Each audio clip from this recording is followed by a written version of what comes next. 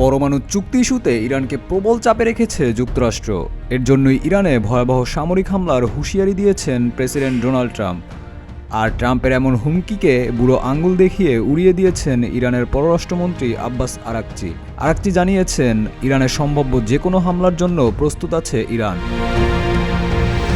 সামাজিক যোগাযোগ মাধ্যমের এক পোস্টে আরাকচি লিখেছেন, ইরানের সাহসী সশস্ত্র বাহিনী প্রস্তুত রয়েছে।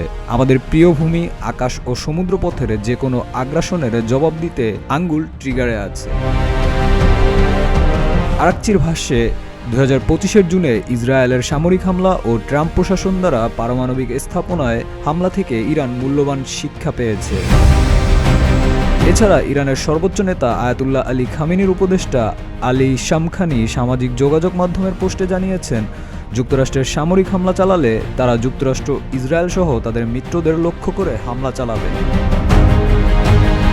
এদিকে যুক্তরাষ্ট্রের সংবাদ মাধ্যমগুলোর প্রতিবেদনে উঠে আসে, ট্রাম্পের ইরানকে আলোচনায় বসার আহ্বান জানান।